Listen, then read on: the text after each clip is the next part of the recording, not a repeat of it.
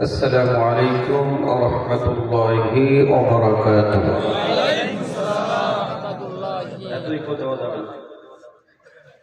হালকা ভাসিয়ে দেন। কেমন আছেন সবাই? আলহামদুলিল্লাহ আলহামদুলিল্লাহ।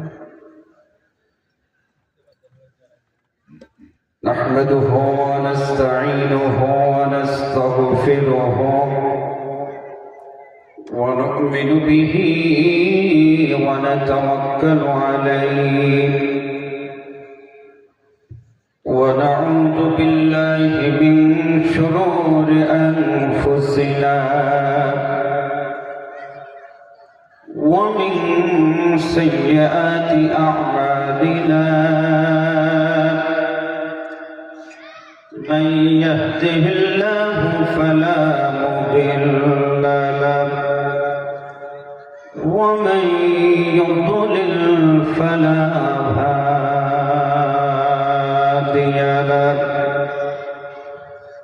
ونشهد أن لا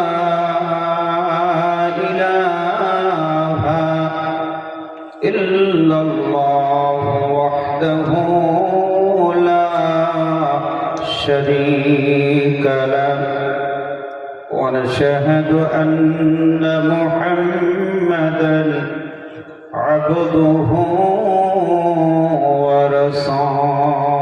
ورسوله الذي أرسله بالحق بشيرا ونذيرا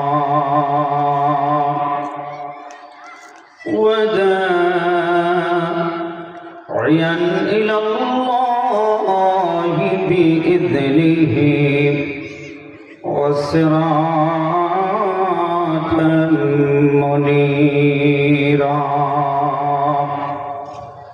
أما بعد أعوذ بالله من الشيطان الرجيم بسم الله الرحمن الرحيم إن الله جامع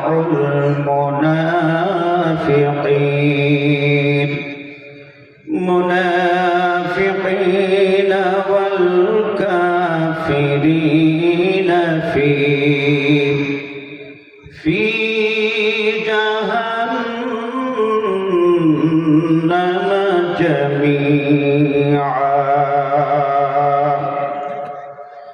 صدق الله العظيم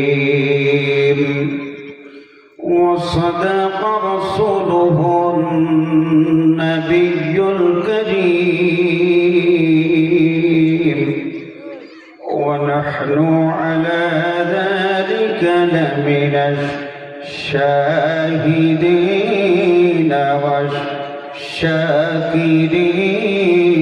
والشاكرين والحمد لله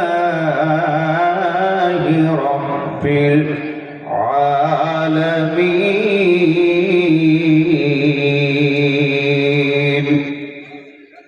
জবান ছেড়ে সকলে আমার সঙ্গে পড়ুন আল্লাহুম্মা সাল্লি আলা সাইয়্যিদিনা ওয়া নাবিয়িনা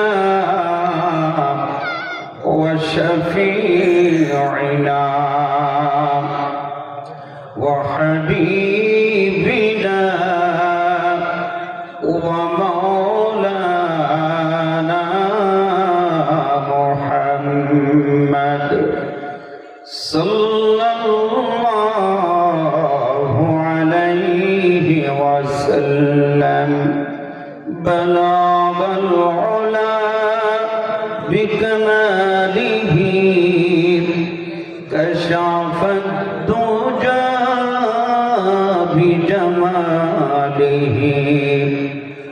حسنت جميع خصاله صلوا عليه وآله لا إله إلا الله لا إله إلا الله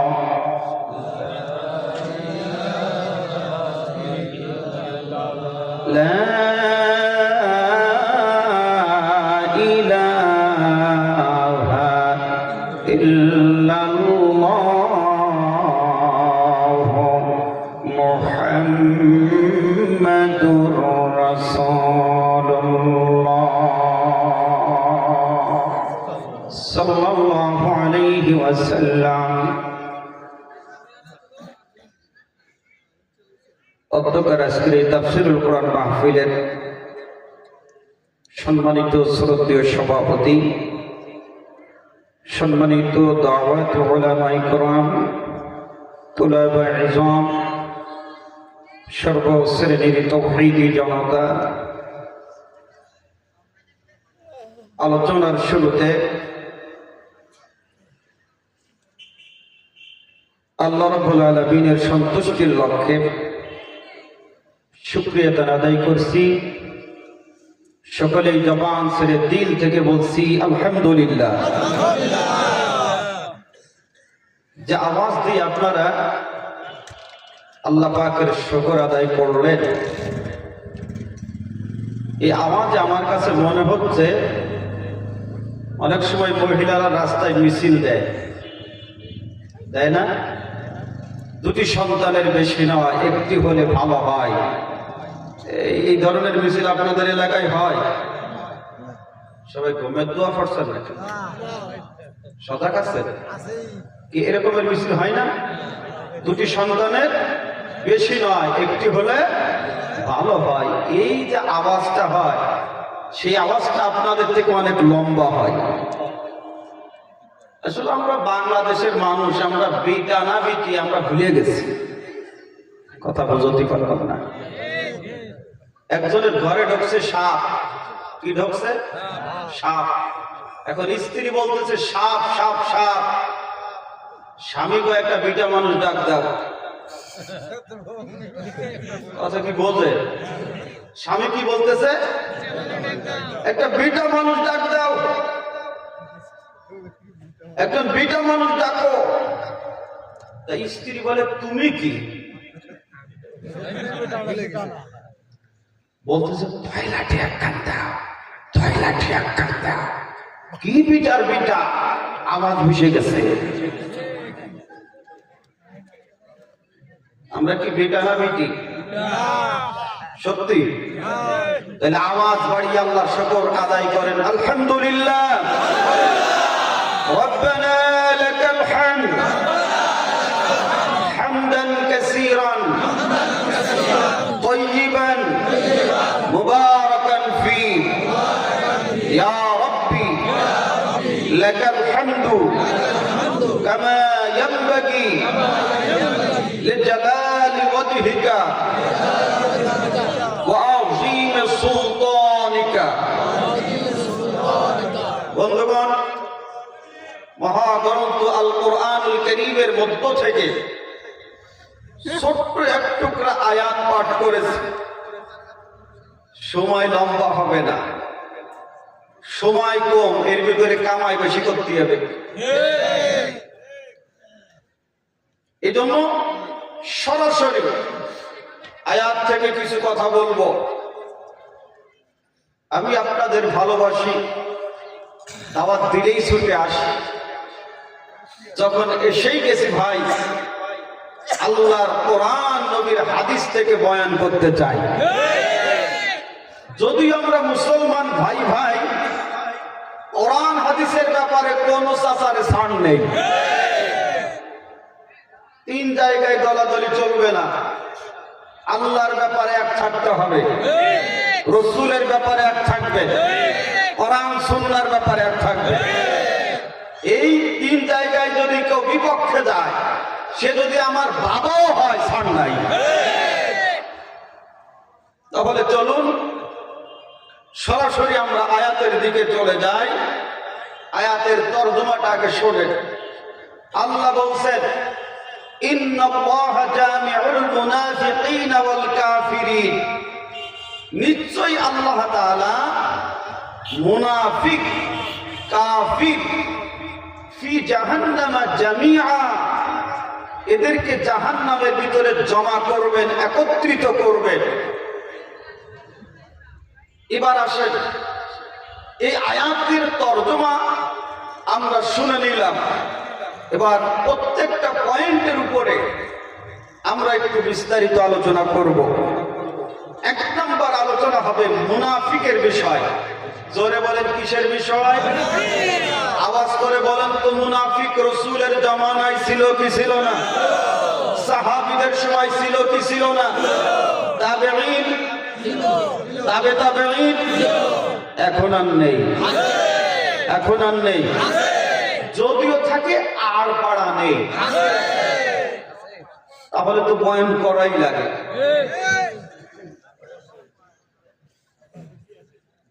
আচ্ছা বলেন তো, মুনাফিক কাফেরের ভিতরে পাওয়া যায়, খ্রিস্টানের ভিতরে পাওয়া যায়, ইহুদির ভিতরে পাওয়া যায়, না মুসলমানের ভিতরে পাওয়া যায়?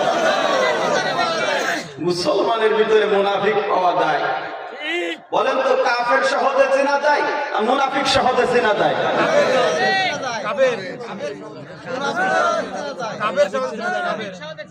কাফের সহজে চেনা যায়, মুনাফিক সহজে চেনা যায়। কারণ পরে বলছি, আল্লাহর নবী, আমার আপনার প্রিয় নবী, এই বাচ্চাগুলো কথা বলে, একটু একজন গিয়ে ওদেরকে একটু বোঝায়। আপনারা আমার দিকে তাকান, গভীর মনোযোগ। আল্লাহর নবী, তার থেকে ভালো মানুষ কেউ আছে? হবে? হবে না। তিনি হচ্ছেন সৃষ্টির ভিতরে শ্রেষ্ঠ। সুবহানাল্লাহ বলেন। সেই নবী মসজিদের ভিতরে বয়ান করবেন, এমন সময় মিম্বারের পাশে দাঁড়িয়ে আব্দুল্লাহ বিন উবাই বলছে, সম্মানিত মুসল্লিয়ান ইকরাম, এই মুহূর্তে আপনাদের সামনে গুরুত্বপূর্ণ বয়ান করবেন আব্দুল্লাহর পিতা মুহাম্মদ সাল্লাল্লাহু আলাইহি ওয়াসাল্লাম। এবার আপনার আওয়াজ করে বলেন, আব্দুল্লাহ বিন উবাই মসজিদের ভিতরে যে এলানটা দিয়েছে, এটা ইসলামের পক্ষে না বিপক্ষে? আপনারা কি কথা বোঝেন না বোঝেন না? পক্ষে না বিপক্ষে? পক্ষে। রাসূলের পক্ষে না বিপক্ষে? পক্ষে। মসজিদের ভিতরে দাঁড়িয়ে ইসলামের পক্ষে এলান দিয়েছে, রাসূলের পক্ষে কথা বলেছে। অথচ নবীজির মাথায় টুপি, আব্দুল্লাহ বিন উবাইয়ের মাথায় টুপি, রাসূলের পাগড়ি, তারও পাগড়ি, রাসূলের দাড়ি, তার মুখেও দাড়ি, রাসূলের গায়ে জুব্বা, তার গায়েও জুব্বা। রাসূল রোজা রাখে, আব্দুল্লাহ বিন উবাই রোজা রাখে, রাসূল ইফতার করে, সেও ইফতার করে। রাসূল নামাজ পড়ায়, আব্দুল্লাহ বিন উবাই নামাজ পড়ে। অথচ মসজিদের বাইরে গিয়ে রাসূলের বিরোধিতা করেছে, ইসলামের ক্ষতি করার ষড়যন্ত্র করেছে। তাহলে মসজিদের ভিতরে একরকম, মসজিদের বাইরে আরেক রকম। এটাই হচ্ছে মুনাফিকের বৈশিষ্ট্য। মুনাফিক কথা বলে এক কায়দায়, কাজ করে আরেক কায়দায়। কয়েক বছর আগে আপনাদের পাশে আমি এসেছিলাম, আমি কোরআন হাদিসের আলোকে বয়ান করেছিলাম। তবে আপনাদের এলাকার এক চেয়ারম্যান, সে মোবাইলের মাধ্যমে কিছু মানুষ জড়ো করেছিল আমাকে হয়রানি করার জন্য। বিচার দিয়েছিলাম শুধু আল্লাহর কাছে, বিচার হয়নি। কথা বলেন, হয় নাই? এখন নাই। মুসলমান ভাইয়েরা আমার, আপনাদের এই বাগেরহাট চিতলমারি সন্ধ্যা নামে একটা জায়গা আছে, কামিল মাদ্রাসা, 3 দিন ব্যাপী মাহফিল হয়, ইসারে সব মাহফিল। ওখানে বয়ান করতে আসছি। রাত্রে বয়ান শেষ করে সারা রাত, লাস্টের দিন সারা রাত বয়ান হয়। ফজরের নামাজ পড়ে যখন বাসার দিকে রওনা হব, আমার গাড়িটা ঘিরে একজন মুক্তিযোদ্ধা আল্লামা সাঈদীর নাম নিয়ে এবং তার সঙ্গে সমস্ত উলামা ইকরামদেরকে নিয়ে বিভিন্ন ধরনের কটূক্তি করেছিল, বাজে কথা বলেছিল। সেদিন শুধু ধৈর্য ধরে শুনেছিলাম। লাস্টে যাওয়ার সময় একটা কথাই বলে গিয়েছিলাম, মানুষ কখনো কুকুর কামড়ায় না, কুকুরই মানুষ কামড়ায়। মুসলমান কর্তৃপক্ষ কিছুদিন পরে আমাকে ফোন দিয়েছে, হুজুর আপনার সঙ্গে যে আচরণ করেছে, আপনার গাড়ি ভাড়া আমরা দেব, শুধু আপনি আমাদের এখানে আসবেন, আমরা প্রকাশ্যে তার বিচার করব। আমি বললাম, দুনিয়ার কোনো মানুষের কাছে আমি বিচার চাই না, বিচার যার কাছে চাওয়ার তার কাছে চেয়েছি, আমার অভিযোগ যার কাছে যাওয়ার তার কাছে দিয়েছি। কিছুদিন পরে আমাকে ফোন করে বলে, হুজুর যেই লোকটা বিয়াদবি করেছিল সেই লোকটাই পঙ্গু হয়ে ঘরে পড়ে গিয়েছে। এর দ্বারা প্রমাণ হয় আল্লাহ ছাড় দেয়, ছেড়ে দেয় না। যারা বলেন ঠিক কিনা? এরকমের মুখোশধারী শয়তান আমাদের সমাজে আছে না নাই? সামনে কথা বলে এক রকমের, পিছনে কাজ করে আর এক রকমের। এই আব্দুল্লাহ বিন উবাই মসজিদের ভিতরে এক রকমের কথা বলেছে, মসজিদের বাহিরে আর এক ধরনের কথা বলেছে।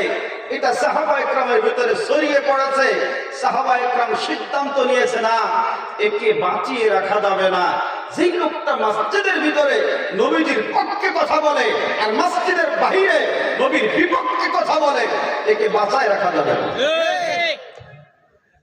সিদ্ধান্ত নিয়েছে সাহাবা ইকরাম। আব্দুল্লাহ বিন উবাইয়ের ছেলে আব্দুল্লাহ এই কথাটা তার কানে পৌঁছে গিয়েছে। ছেলে আব্দুল্লাহ দৌড়ে নবীজির নিকটে গিয়েছেন। আল্লাহর নবী বলছেন, কি হয়েছে?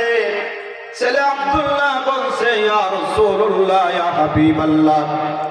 সাহাবায়ে কেরাম বলাবলি করছে, তারা আমার আব্বাকে মেরে ফেলবে, হত্যা করে ফেলবে। আল্লাহর নবী বলেছেন, আব্দুল্লাহ চিন্তা করবা না, আমি রাসূল বলে দিলাম, তোমার বাবা যতদিন দুনিয়ায় বেঁচে থাকবে, তোমার বাবার গায়ে কেউ আঙ্গুলের আঁচড় দিতে পারবে না। জোরে বলেন আল্লাহু আকবার। মুসলমান ভাইয়েরা আমার, আব্দুল্লাহ বিন উবাই যখন মৃত্যু সজ্জায়, এমন সময় ছেলে আব্দুল্লাহকে ডেকে ডেকে বলছে, ছেলে আমার, আমি যদি আব্দুল্লাহর পিতা মুহাম্মাদের বিরোধিতা করেছি, তাকে বিপদে ফেলানোর জন্য ষড়যন্ত্র করেছি, তবে ছেলে শুনে নাও, আব্দুল্লাহর বেটা মুহাম্মাদের মতো দুনিয়ায় ভালো মানুষ হয় না। আমার সময় শেষ, দুনিয়া থেকে চলে যাব। ও ছেলে, দুনিয়া থেকে চলে যাওয়ার আগে আমি তোমার কাছে 3টি কথা বলে যাই। 1 নম্বর হলো, আমার যখন মৃত্যু হয়ে যাবে, আমার মৃত্যুর সংবাদ সঙ্গে সঙ্গে আব্দুল্লাহর বেটা মুহাম্মাদের নিকটে পৌঁছায়া দিবে। 2 নম্বর হলো, আমার মৃত্যুর পরে গোসল করায়া আব্দুল্লাহর বেটা মুহাম্মদ সাল্লাল্লাহু আলাইহি ওয়াসাল্লামের গায়ের পোশাক দিয়ে কাফনের কাপড়ের ব্যবস্থা করবে। 3 নম্বর হলো, আমার জানাজার ইমামতির জন্য আব্দুল্লাহর বেটা মুহাম্মদকে নির্বাচন করবে। এই 3টা ওসিয়াত আব্দুল্লাহ বিন উবাই করেছে। মৃত্যুর আগে যখন এই 3টি কথা বলে দুনিয়া থেকে বিদায় হয়ে গেল, ও মুসলমান, ছেলে আব্দুল্লাহ দৌড়ে নবীজির বাড়ি চলে যায়। নবীজির বাড়ি গিয়ে ঘরের দরজার সামনে দাঁড়িয়ে চোখের পানিগুলি ফেলে ফেলে কান্না করে। আল্লাহর নবী দরজা খুলে তাকায়া দেখেন আব্দুল্লাহ চোখের পানি ফেলে কান্না করছে। যদিও আব্দুল্লাহ বিন উবাই রাসূলের বিরোধিতা করেছে, কিন্তু ছেলে আব্দুল্লাহ নবীকে বড় মহব্বত করে ভালোবাসে। আমার আপনার নবীও আব্দুল্লাহকে বড় মহব্বত করে ভালোবাসে। সুবহানাল্লাহ বলেন। সমাজে কিছু মানুষ আছে আলেম দেখতে পারে না, হুজুর দেখতে পারে না, আছে না নাই? হুজুর ধরো হুজুর মারো, হুজুর ঘরো ছেলে, নিজের ঘরে যেয়ে দেখো হুজুর তোমার ছেলে। ধরে বলেন ঠিক কিনা? আব্দুল্লাহ বিন উবাই রাসূলের বিরোধিতা করেছে, অথচ তার ছেলে রাসূলের ভক্ত হয়ে গেছে। এটা কে করে দিয়েছেন? আর একটু ধরে বলেন কে? ছেলে কান্না করছি আর বলছে হুজুর আমার আব্বা তিনটি কথা বলেছে, তার ভিতরে একটি হলো মৃত্যুর সঙ্গে সঙ্গে মৃত্যুর সংবাদটা আপনাকে পৌঁছে দিতে হবে। 2 নম্বর, আপনার নিজের গায়ের পোশাক দিয়ে কাপড়ের ব্যবস্থা করতে হবে। আমার দিকে তাকান।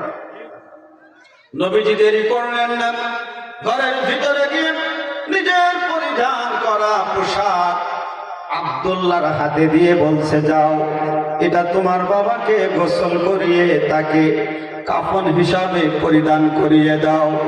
ছেলে বলে, হুজুর আমার বাবা আর একটা কথা বলেছে, সেটা হলো আমার বাবার জানাজার ইমামতি আপনাকে করতে হবে।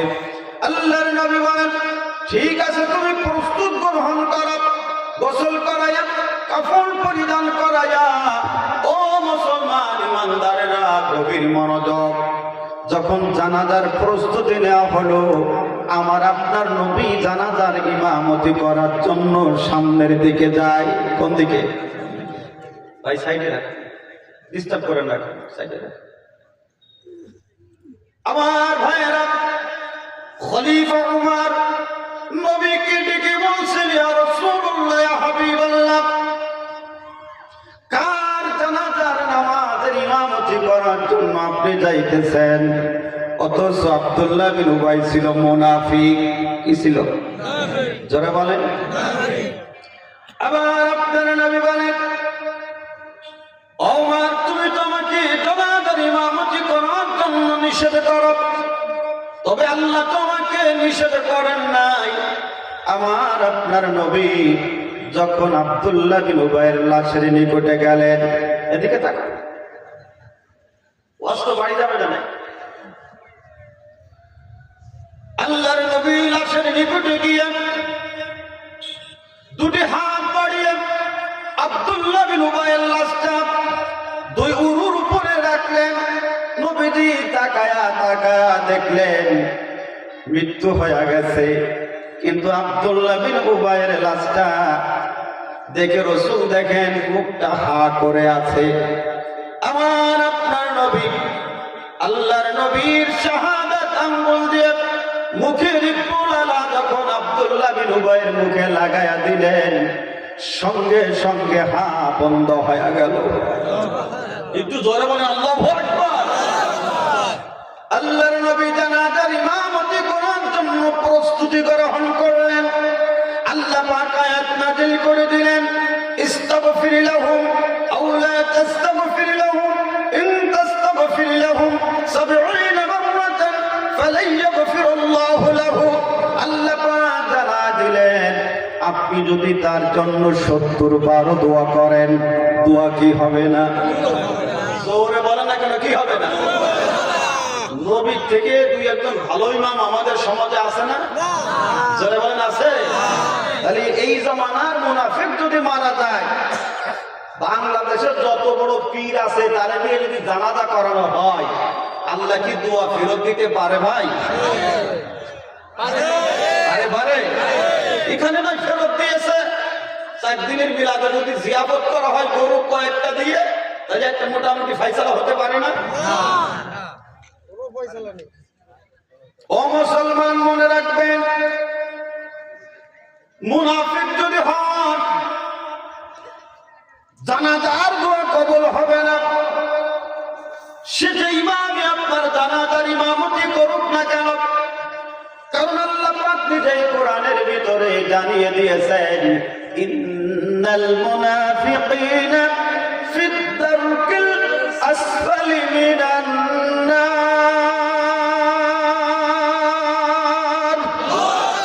নিশ্চয়ই মুনাফিকের স্থান হবে জাহান্নামের নিম্ন স্তরে। আল্লাহ পাক এই কথা কেন বললেন? আওয়াজ করে বলুন তো, আগুনের তাপ নিচেই বেশি না উপরে বেশি? উপরে বেশি। আগুনের তেজ, আগুনের পাওয়ার নিচেই বেশি। আল্লাহ পাক এই মুনাফিককে জাহান্নামের তলদেশে রাখবেন, কারণ জাহান্নামের তলদেশে সব থেকে আগুনের তাপ বেশি থাকবে, ঠিক না? মুনাফিক দিয়ে ইসলামের যতটা ক্ষতি হয়, কাফের দিয়ে অত ক্ষতি হয় না। বলেন তো, আবু জাহেল আছে না মারা গেছে? হ্যাঁ, আছে না মারা গেছে? আব্দুল্লাহ বিন উবাই মারা গেছে না? ওর খলিফা আছে, জোরে বলেন, আছে না? আছে না? এই জন্য ইসলামের শুরু থেকে একটা দল গিয়েছে ফিরাউনের পক্ষে, আর একটা দল গিয়েছে মূসার পক্ষে, একটা দল গিয়েছে ইব্রাহিমের পক্ষে, আর একটা দল গিয়েছে নমরুদের পক্ষে, একটা দল গিয়েছে আবু জাহেলের পক্ষে, আর একটা দল গিয়েছে মুহাম্মাদের পক্ষে। যারা বলেন ঠিক ঠিক না? যারা মুহাম্মাদের পক্ষে, তারা মুহাম্মাদের উত্তরসূরি, ইব্রাহিমের উত্তরসূরি, যারা আপনার মূসার উত্তরসূরি, তারা কোরআনের মাহফিলে বাধা দিতে পারে না, ইসলামের কাজে বাধা দিতে পারে না, ইসলাম প্রচারে বাধা সৃষ্টি করতে পারে না। ধরে বলেন ঠিক ঠিক না? যারা আবু জাহেলের দালাল, নমরুদের খলিফা, ফিরাউনের খলিফা, তারাই পারে মাহফিল বন্ধ করতে। ধরে বলেন ঠিক ঠিক না?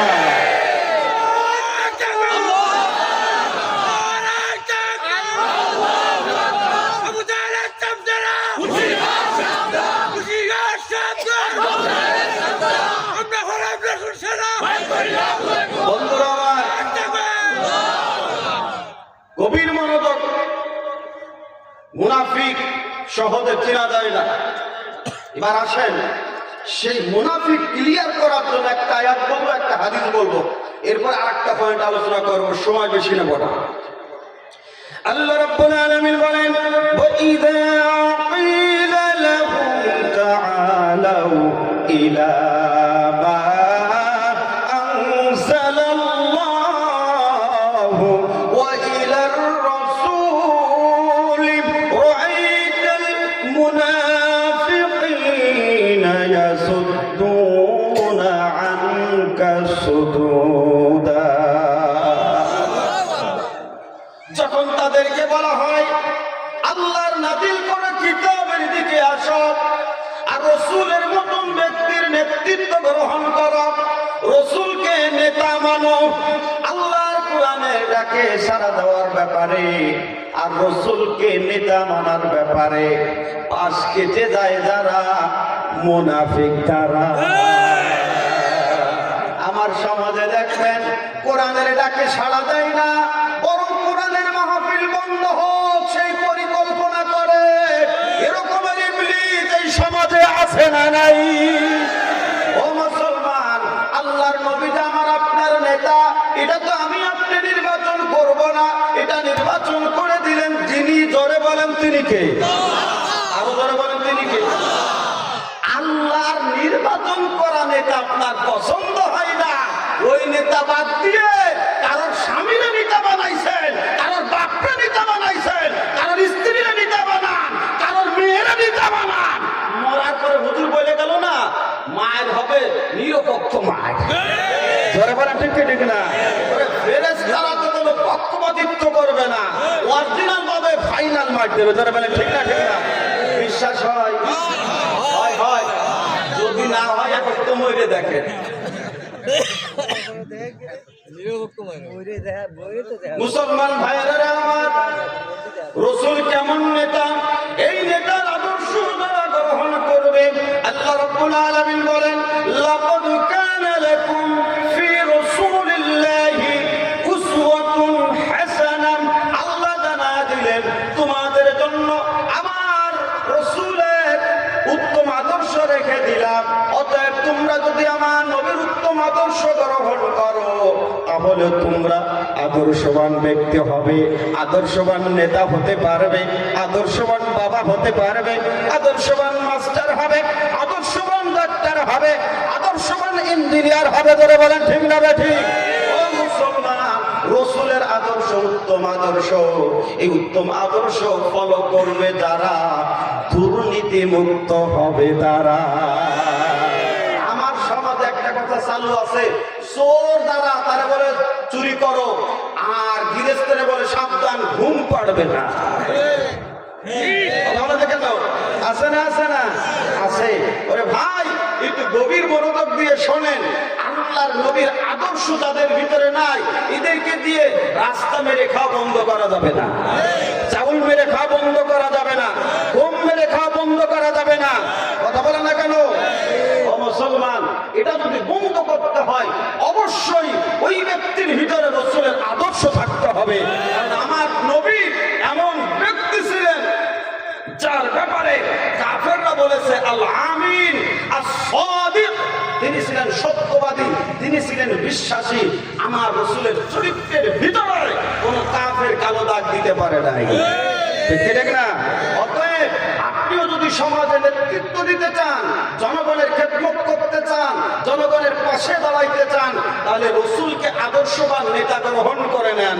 যাকে আদর্শবান নেতা গ্রহণ করলে আদর্শবান ব্যক্তি হতে পারবেন। সাহাবায়ে কেরাম রাসূলকে আদর্শবান নেতা মেনেছিলেন, যার কারণে খলিফা ওমর তিনিও রাষ্ট্রপ্রধান ছিলেন। কি ছিলেন না? দুর্নীতি করেছে? হ্যাঁ, কেমন ভাবে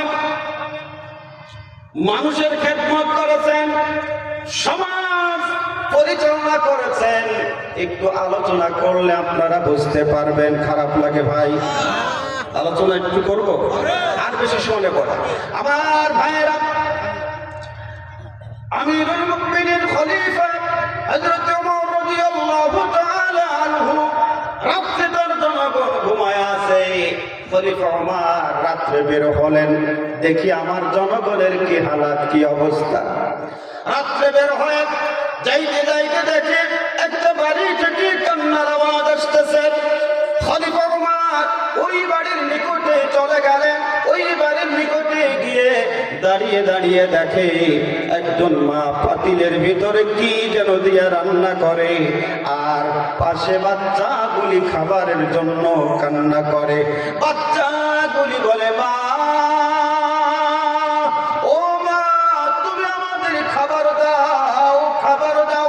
মা বলে, বাবা সবর করো, ধৈর্য ধরো, এই তো খাবার হয়ে আসতেছে, খাবার হয়ে গেলেই তোমাদেরকে খেতে দেওয়া হবে।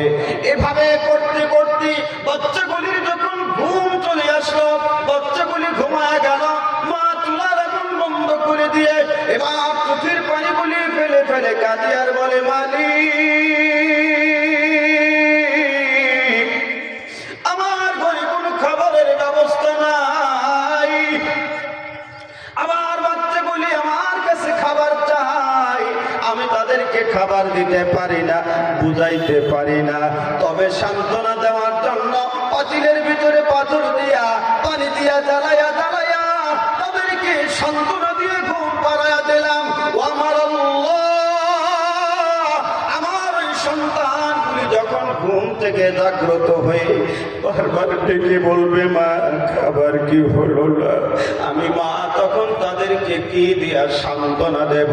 আমিরুল মুমিনিন খলিফা ওমর এবার মহিলার নিকটে চলে গেলেন। মহিলার নিকটে গিয়ে বলতেছে, ইমাম, আপনার কি হালাত, কি অবস্থা? মহিলা বলে, যুবক, আমার কি হালাত, কি অবস্থা, এটা তোমার কাছে প্রকাশ করে লাভটা কি হবে? খলিফা ওমর বলতেছেন, মা আপনি বলেন দেখি আমি আপনার কোনো সহযোগিতা করতে পারি কিনা। মহিলা কাজে আর বলে, যুবক শোনো, আমার ঘরে কোনো খাবারের ব্যবস্থা নাই, আমার বাচ্চাগুলি বারবার আমার কাছে খাবার চায়, আমি মা তাদের খাবার দিতে পারি না। এক পর্যায়ে পাতিলের ভিতরে পাথর দিয়ে পানি দিয়ে জ্বালায়া জ্বালায়া আমি তাদেরকে ঘুম পাড়াইয়া দিছি। এখন মালিকের কাছে কাঁদতেছি, দেখি মালিক আমার কোন ফয়সালা করে কিনা। খলিফা ওমর বলছেন, মা আমি যদি আপনার কোন সহযোগিতা করি আপনি কি সেটা গ্রহণ করবেন? মার কেমন ঈমান! মা বলছে, যুবক রে, তোমার সহযোগিতার মধ্য দিয়া আল্লাহ যদি কোন রিজকের ফয়সালা করেন অবশ্যই সেটা গ্রহণ করব। আমিরুল মুমিনিন এবার নিজে চলে গেলেন, নিজে গিয়ে বাইতুল মাল থেকে বস্তার ভিতরে আটা ভর্তি করে, কিছু তরকারি ভর্তি করে, এবার গোলামকে ডেকে ডেকে বলছে, গোলাম এই বস্তাটা আমার মাথার উপরে উঠাইয়া দাও। গোলাম বলছে, আমিরুল মুমিনিন এই কাজ তো আপনার নয়, এই কাজ তো আমার, কারণ আমি হইলাম আপনার গোলাম। আমিরুল মুমিনিন বস্তা ধরে আছে, গোলাম বস্তা ধরে আছে। একদিকে আমিরুল মুমিনিন টানতেছে, আর একদিকে গোলাম টানতেছে। এক পর্যায়ে গোলাম যখন বস্তা ছাড়ে না, আমিরুল মুমিনিন ডেকে ডেকে বলতেছে, গোলাম রে, দুনিয়াতে আটার বস্তাটা আমার মাথার উপরে উঠাই দিতে চাও না, কিয়ামতের দিন তুমি কি আমার গুনার বস্তাটা মাথায় করবা? আল্লাহু আকবার। গোলাম বস্তা ছেড়ে দিল। আমিরুল মুমিনিন অর্ধ জাহানের বাদশা এবার বস্তাটা মাথায় করে মহিলার বাড়ির দিকে রওনা হয়ে যায়। আল্লাহু আকবার বলে, নেতার মতন এটাই আমি, নেতার মতন এটাই আমি, পাই না কোথাও খুঁজে, কাঁদি শুধু কাঁদি আমি, এই দুটি চোখ বুঝে। জোরে বলেন ঠিক কিনা? এবার মহিলার বাড়ি যখন পৌঁছে গেলেন, আটার বস্তাটা নামালেন, নামানোর পরে মহিলাকে ডেকে ডেকে বলছেন, মা আপনার জন্য কিছু খাবারের ব্যবস্থা করেছি, এই বস্তার ভিতরে আটা আছে, তরকারি আছে, আপনি আটা দিয়ে রুটি তৈরি করবেন আর তরকারি রান্না করবেন, এরপরে আপনার সন্তানদেরকে আপনি খেতে দিবেন।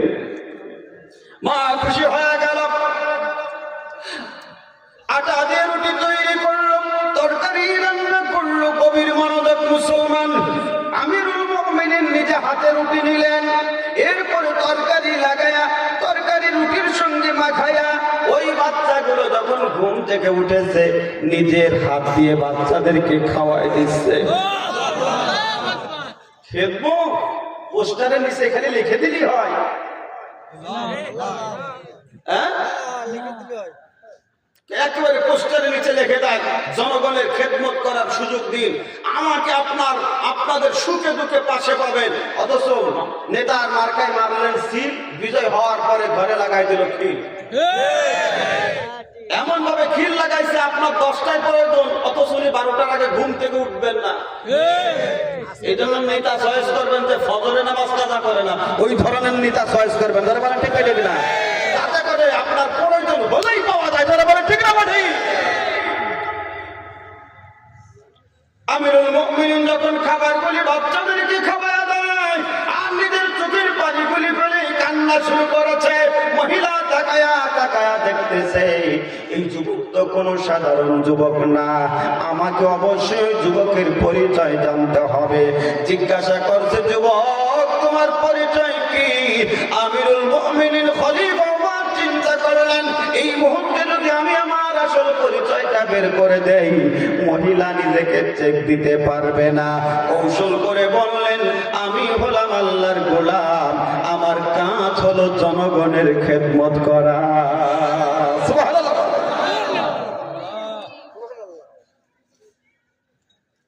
আমার ভাইয়েরা, আমিরুল মুমিনিন খলিফা ওমর বললেন, মা আমি আপনাকে একটা দাওয়াত দিতে চাই, আপনি কি আমার দাওয়াতটা গ্রহণ করবেন? মহিলা বলছে, যুবক দাওয়াত গ্রহণ করার আগে একটি কথা আমি বলতে চাই, সেটা হলো শুনেছি এই জমানার খলিফা উমর, আল্লাহ যদি উমরকে খলিফা না বানিয়ে তোমার মতন যুবককে খলিফা বানাইতেন তাহলে এই জনপদের মানুষ কত না শান্তিতে বসবাস করতেন। জোরে গান সুবহানাল্লাহ। তবে যুবক শুনে নাও, শুনে নাও, যেই উমর এই বিপদের সময় আমার পাশে আসে নাই, যেই উমর বিপদের নামাজের সময় আমার পাশে আসে নাই। আমি কত পেরেশানিতে ছিলাম, আমার বাচ্চাগুলো ক্ষুধার যন্ত্রণায় কত কষ্ট পেল। ও যুবক রে, তোমাকে সাক্ষী রেখে বলতে চাই, আমি আল্লাহর আদালতে ওই ওমরের বিরুদ্ধে মামলা করে দেব। আল্লাহু আকবার। খলিফা ওমর দাওয়াত দিলেন, মহিলা দাওয়াত গ্রহণ করলেন। যখন পরের দিন গিয়েছেন, যে দেখিয়ে রাত্রে যেই যুবকটা তার বাড়িতে গিয়েছিল, যেই যুবকটা তার বিপদের সময় পাশে দাঁড়িয়েছে, তার খাবারের যোগান দিয়েছে, ওই যুবকটার সিংহাসনের চেয়ারে বসে আছেন। সঙ্গে সঙ্গে খলিফা আমার চেয়ার ছেড়ে দিলেন, মহিলাকে বসার সুযোগ করে দিয়ে বললেন, মা, আপনি তো রাতে বলেছেন যে উমারের বিরুদ্ধে আল্লাহর আদালতে মামলা করে দিবেন, তবে মা, আমাকে যে সাজা দিতে মনে চায় আপনি সাজা দুনিয়াতে দেন, আল্লাহর আদালতে আসামির কাঠ গড়ায় দাঁড় করাইল না। আল্লাহু আকবার। নেতা কাকে বলে? অতএব মুসলমান ইমানদারেরা, ওই রাসূলের আদর্শ সাহাবায়ে কিরাম গ্রহণ করার কারণে তারা কোনো দুর্নীতি করে নাই, মানুষকে কষ্ট দেয় নাই, মানুষের হক ফাঁকি দেয় নাই, মানুষের চাউল মেরে খায় নাই, ডাউল মেরে খায় নাই। কথা বলে না কেন? অতএব এই সমাজ যদি ভালো করতে হয়, রাষ্ট্র যদি ভালো করতে হয়, তাহলে রাসূলকে যারা অনুসরণ করে চলে, অনুকরণ করে চলে, তাদেরকে সমাজের নেতৃত্বে আনতে হবে ভাই। বলেন ঠিক কিনা? তিতুল গাছ লাগিয়ে কখনো ফজলি আমের মুনাজাত করলে দোয়া কবুল হবে না। হবে হবে না। এখন আপনি যদি বলেন আল্লাহ তো সব পারে, হ্যাঁ আল্লাহ সব পারে, তবে পারলেও আল্লাহ তিতুল গাছে ফজলি দেবে না। সমাজ আমরা ভালো করতে চাই, তবে ভালো করতে গেলে ভালো মানুষের প্রয়োজন আছে না নাই? জোরে বলেন, আছে না নাই? অতএব আসেন, আমরা শান্তি চাই, আমরা দুর্নীতিমুক্ত সমাজ চাই, দুর্নীতিমুক্ত রাষ্ট্র চাই, আর সেই দুর্নীতিমুক্ত রাষ্ট্র গড়ার জন্য দুর্নীতিমুক্ত মানুষ প্রয়োজন। ঠিক না ঠিক? মুসলমান ইমানদারেরা, এবার আসেন একটা হাদিস বলবো মুনাফিক চিনার জন্য। আয়াতের ভিতরে আমরা জানতে পারলাম, সংক্ষিপ্ত ভাবে বলছি, যে কোরআনের ডাকে সাড়া দিবে না যারা, মুনাফিক তারা। রাসূলের মতন ব্যক্তিকে নেতা মানবে না যারা, মুনাফিক। একটা হাদিস শোনেন, আল্লাহ রাসূল হাদিসের ভিতরে বলেছেন মুনাফিক চিনার চিহ্ন তিনটা। ধরে বলেন কয়টা? আরো হাদিস আছে, আমি সব বলছি না, মাত্র তিনটা বলছি। এক নাম্বার, ইদা হাদ্দাসা কাযাবা। ইদা হাদ্দাসা কাযাবা, মুনাফিক যা বলে মিথ্যা বলে। যা বলে, জোরে বলেন, যা বলে মিথ্যা বলে। আচ্ছা, মিথ্যা বলা লোক আমাদের সমাজে তো নেই? আছে আছে। মিথ্যা মামলা দেবে, মিথ্যা সাক্ষী দেবে, মিথ্যা রায় দেবে, এরকমের মানুষ সমাজে আছে না নাই? আছে। স্পষ্ট রাসূলের হাদিস, যারা এই মিথ্যার সাথে সম্পর্ক রাখবেন, আপনি যতই নামাজ পড়েন না কেন, নামাজ পড়তে পড়তে যদি কপালে দাগও হয়ে যায়, আপনার নামটা মুনাফিকের খাতায় থাকবে। ঠিক না ঠিক ভাই? আমার ভাইয়েরা, এক নাম্বার, মিথ্যার সাথে সম্পর্ক রাখবে যারা, মুনাফিক। দুই নাম্বার, ওয়াইদা ওয়াদা আখলাফা, ওয়াদা ভঙ্গ করে যারা, মুনাফিক। তিন নাম্বার, ওয়াইদা তুমিনা খানা, আমানতের খিয়ানত করবে যারা, মুনাফিক। আমানত বলতে কি বোঝে? আমি আপনার কাছে কিছু মাল রাখলাম, ওই মালটা আপনি আমার বোঝায় আমাকে ফেরত দেবেন, এতটুকু? হ্যাঁ? ও মুসলমান, আপনার সন্তান আপনার কাছে আমানত। আল্লাহ সম্পদ দিয়েছে, এই সম্পদ আপনার কাছে আমানত। আপনার স্ত্রী আপনার কাছে আমানত, আপনার মাল আপনার কাছে আমানত। আপনি মনে করেছেন এই মাল আমার ইচ্ছায় খরচ হবে না, এটাও খরচ করার নিয়ম ইসলামে আছে না নাই? আছে। যত আমানত আছে তার ভিতরে আমার ভোট আমি দেব যাকে খুশি, এটা আমার আমানত। ঠিক ঠিক না? ওই একজন ভোট কেন্দ্রে গেছে, যাওয়ার পর বলছে কাকা চলে যান। কেন? বলে আপনার ভোট হয়ে গেছে। কাকা বলতেছে কি ব্যাপার, আসতে বললাম না, ভোট হয়ে গেল। বলে জি কাকা। বলছে দেখো তো তোমার চাষির ভোটের খবর কি? বলতেছে নাম কি? কইছে ডলি। কইছে ওটা তো আগে ডলে দিছি। এখন কাকা কান্নার ভান শুরু করেছে। বলে কি ব্যাপার, কান্না করেন কেন? বলে মনে 5টা বছর আগে তোমার চাষি মারা গেছে, আমার আগে এসে ভোট দিয়ে চলে গেছে, আমার সাথে দেখা করে যায়নি, এই দুঃখেই কাঁদতেছে।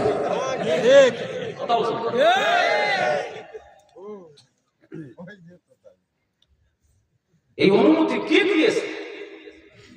আমার ভালো মন্দ আমি কিছু হলেও তো বুঝি, কথা বলে না কেন? অতএব আমার যাকে মনে যাবে আমি তাকে সিলবাবো, এটা আমার দায়িত্ব। আমার মতে খেয়ামত করা যাবে না। যদি কেউ খেয়ামত করে টাটকা মুনাফিক। এই জন্য 1 নাম্বার মুনাফিক যারা জাহান্নামে যাবে তারা, ধরে বলে নাউযুবিল্লাহ, জাহান্নামে যেতে রাজি আছেন কে কে? একটু হাত তোলেন তো। কেউ যাবে না, সব আল্লাহর ওলি বসে আছে। অথচ নির্বাচন আসলে আজাইরে লোক যখন দেখে তখন হুশ থাকে না। দেখবেন যে 1000 দিয়েছে, এরপরে 2000 দেয়, 1000 আলা মাইট। কথা বলা দেখেন আছে না? আছে না? আছে। তবে ইমানদার যারা হয় তারা কখনো টাকায় বিক্রি। মুনাফিকদের পক্ষে এটা সম্ভব। আমরা কি মুমিন হব না মুনাফিক হব?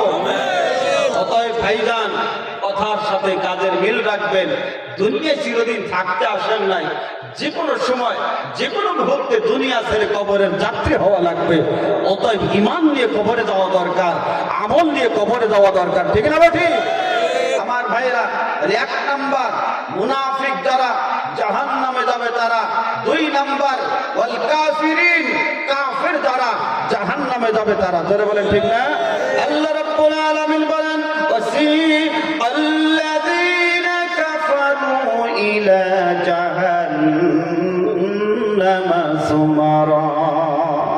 কাফের যারা হবে তাদেরকে জাহান্নামের ভিতরে ঢুকায় দেওয়া হবে। ও মুসলমান, আবার একটু খেয়াল করে শোনেন, এই কাফের রাসূলের জমানায় ছিল কি ছিল না? এবার আসেন, যখন রাসূলের জমানায় ছিল, এখনো আমাদের সমাজে আছে না নাই? এটা যদি থাকে রে ভাই, কোরআন দিয়ে একটু ক্লিয়ার করে যেতে চাই। আল্লাহ রাব্বুল আলামিন নিজে কোরআনের ভিতরে জানিয়ে দিলেন, ওয়াকালাল্লাযীনা কাফারু লান নু'মিনা বিহাযাল কুরআন। আল্লাহ বলেন কাফের যারা কোরআন অস্বীকার করে তারা। কি অস্বীকার করে? কোরআন অস্বীকার করে। আমি আপনি ইমানদার দাবি করি, অথচ ইমানদার দাবি করে কোরআন হাদিস মানি অতটুকু, আমার আপনার সুবিধা যতটুকু। ঠিক না? ঠিক না? আমার ভাইরা, কোরআনকে অস্বীকার করেন এরকম কেউ আমার সামনে আছেন? কথা বুঝতে পারিনি। কোরআনকে অস্বীকার করেন কেউ আছেন? জবান দিয়ে বলছেন না, তবে কাদের মাধ্যমে দেখা যায় আপনি কোরআন বিশ্বাস করেন না, আপনি কোরআন মানেন না। যদি আপনি কোরআন মানতেন তাহলে কোরআনের বিরোধিতা করতে পারতেন না।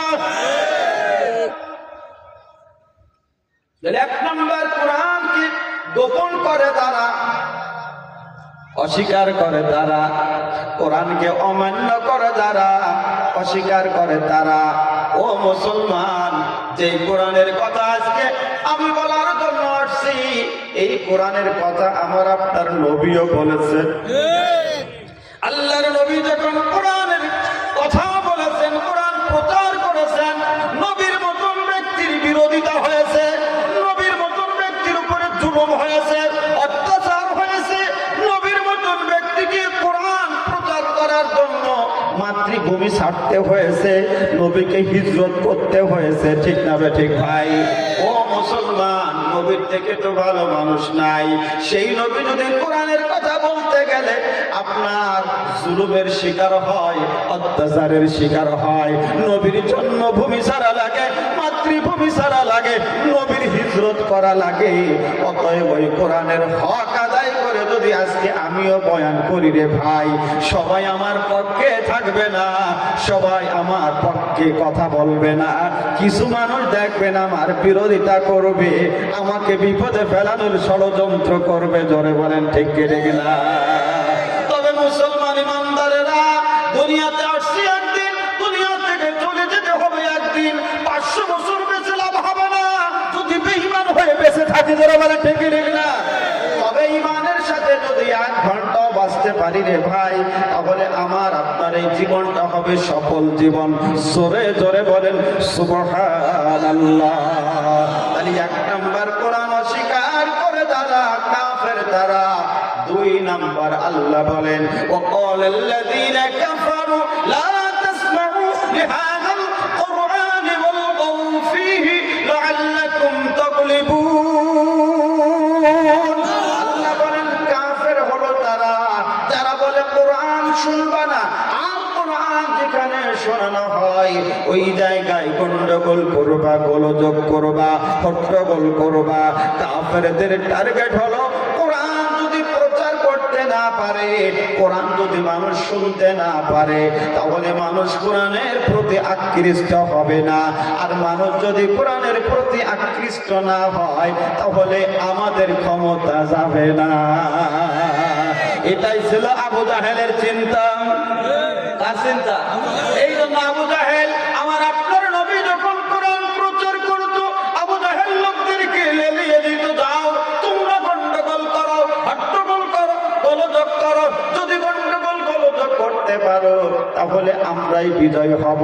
জোরে জোরে বলেন নাউযুবিল্লাহ।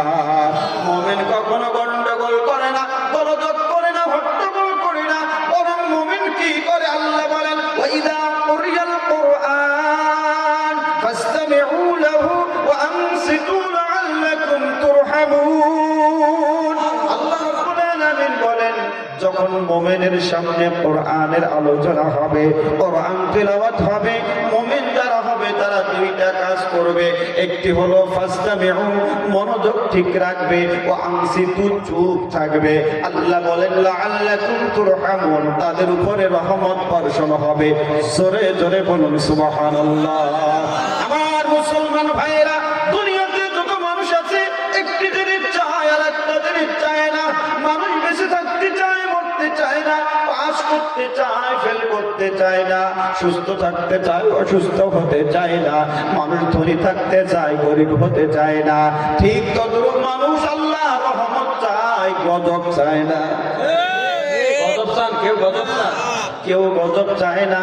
গজবের ভিতরে যদি কালিপদ পড়ে যায়, দেখবেন সেও কালিমালি ছেড়ে দিয়ে কালেমা পড়তে শুরু করে দেয়, কারণ সেও গজব চায় না। অতএব আমরাও গজব চাই না, আল্লাহর রহমত চাই। আল্লাহর রহমত পেতে হলে আল্লাহর কোরআনের সাথে সম্পর্ক রাখার দরকার আছে না নাই? এবার আসেন কাফির কারা। আল্লাহ রাব্বুল আলামিন বলেন ওয়াকালাল্লাযীনা কাফারু লিরুসুলিহিম লানুখরিজান্নাকুম মিল আরদিনা আও লাতাউদুন্না ফী মিল্লাতিনা ফাআওহা ইলাইহিম রাব্বুহুম লানুহলিকান্নাজ জালিমিন। জোরে বলেন আল্লাহু আকবার। আল্লাহ বলেন কাফের হলো তারা যারা রাসূলকে বলে হয় আমাদের দলে আসবে, আর তা না হয় দেশ থেকে বের করে দেওয়া হবে। ও মুসলমান, রাসূলকে হুমকি দেয় যারা, কাফের হলো তারা। তবে আল্লাহ পাক কিছু কিছু জায়গায় ছাড় দেয়, মনে রাখবেন ছেড়ে দেয় না। যখন নবীকে হুমকি দিয়েছে, আল্লাহ পাক ওহীর মাধ্যমে নবীকে জানিয়ে দিয়েছেন, নবী চিন্তা করবেন না যারা দেশ থেকে বের করে দেওয়ার জন্য হুমকি দেয়, যারা আপনাকে দেশ থেকে বের করে দিতে চায়, নবী গো আমি আল্লাহ ওই জালেমদেরকে ধ্বংস করে দেব, শেষ করে দেব। ও মুসলমান, জালেম ছিল আবু জাহেল, ধ্বংস করেছেন কে? জালেম ছিল নমরুদ, কে ধ্বংস করেছে? জালেম ছিল ফিরাউন, কে ধ্বংস করেছে? জালেম ছিল আবু লাহাব, কে ধ্বংস করেছে? আছে না নাই? জোরে বলেন আছে না নাই? নমরুদ নবীর সাথে বিয়াদবি করেছে, নমরুদ নবীর সাথে বিয়াদবি করেছে, তাই তো তার কপালে জুতোর বাড়ি হয়েছে। ফিরাউন মুসার সাথে বিয়াদবি করেছে, ফিরাউন মুসার সাথে বিয়াদবি করেছে, তাই তো নীল দরিয়ায় চুপনি খেয়ে মরেছে। নবীর আরিশের সাথে, নবীর আরিশের সাথে যারা ভাই বিয়াদবি করতেছে, ওদেরও সামনের ভাই জুতোর বাড়ি আসতেছে। ইসলামের দুশ্মনেরা হয়ে যাও সাবধান, ওরে ইসলামেরই দুশ্মনেরা হয়ে যাও সাবধান, নইলে জুতোর বাড়ি খাবি, হারাবি সম্মান। দামি জুতা পায়ে দিলে, দামি জুতা পায়ে দিলে মানুষের বাড়াই যায় মান, পায়ের জুতা পরলে সম্মান, গায়ে পড়লে অপমান। তোরা বলেন ঠিক না বেঠে? ও মুসলমান, দেখবেন মূল গাছের থেকে পর গাছা, পর গাছা চেনেন? চেনেন চেনেন? মূল গাছের উপরে গিয়ে পর গাছার জন্ম হয়, ঠিকই ঠিক না? এমন কায়দায় ভাবটাই মনে হচ্ছে মূল গাছ বাঁচিয়ে রাখবে না, অথচ তাম গাছ পায় না যে মূল গাছের গুড়া কেটে দিলি ঠিকই ঠিক না? ও মুসলমান, আমাদেরকে অনেকে বলে আমরা হলো মৌলবাদী। কি বাদী? আরে আমরা তো মূলবাদী। কি বাদী? মূলবাদ। ও মুসলমান, আমরা হলো মূলে, আপনারা বলেন মূলের শক্তি বেশি না আগার শক্তি বেশি? আমরা হলাম মূলবাদী, আমাদেরকে যারা মৌলবাদী বলে ওরা হলো আগাবাদী। ধরে বলা ঠিক ঠিক না? অতএব মুস্তানি করবা না, মুস্তানি করবা না। মূলের থেকে যখন লাড়াছাড়া দেওয়া হবে, বাংলাদেশে পালানোর জায়গা খুঁজে পাবে না। জোরে বলেন ঠিক না? ও মুসলমান ইমানদারেরা, কোরআনের হক কথা বলতে গেলে কিছু মানুষ আপনার বিরোধিতা করবেই করবে, কারণ আমার নবীর গায়ে মশা পড়া হারাম, মাছি পড়া হারাম, এরপরও নবীর গায়ে পাথর নিক্ষেপ করা হয়েছে, নবীর গা থেকে রক্ত ঝরানো হয়েছে, নবীর দাঁত ভাঙতে হয়েছে, নবীর কপালে লোহার হেলমেট ঢুকে গিয়েছে। ও মুসলমান, ও মুসলমান, আমার নবীর গায়ে তো মশা পড়া হারাম ছিল, তাহলে নবীর গা থেকে রক্ত ঝরলো। আল্লাহর নবীর স্ত্রী উম্মে সালামা রাসূলের গায়ে তেল মালিশ করে, এমন সময় উম্মে সালামা বলে, হুজুর আমি আপনাকে একটা প্রশ্ন করতে চাই, আপনি যদি আমাকে অনুমতি দেন। আল্লাহ রাসূল অনুমতি দিলেন, বলো তুমি কি প্রশ্ন করবে? উম্মে সালামা বলে, হুজুর আপনার গায়ে চাকা চাকা দাগ দেখতে পাই, কালো কালো দাগ দেখতে পাই, ও নবী আপনার কি কোনোদিন বসন্ত উঠেছিল? আল্লাহর নবী বললেন, উম্মে সালামা আমার গায়ে কোনোদিন বসন্ত ওঠে নাই, তবে তুমি আমাকে যেই প্রশ্ন করেছো আমার গায়ে চাকা চাকা কিসের দাগ? উম্মে সালামা রে, আমি যখন দিন প্রচার করতে গিয়েছি, কলেমার দাওয়াত দিতে গিয়েছি, কাফিররা আমাকে পাথর নিক্ষেপ করেছে, আর যেই পাথরগুলো আমার গায়ে লেগেছে ওই জায়গা দিয়ে রক্ত ঝরেছে। কোন সাধনে পাইব তোমায় গো নবীজি, কোন সাধনে পাইব তোমায়, জবান খুলে বলেন কোন সাধনে পাই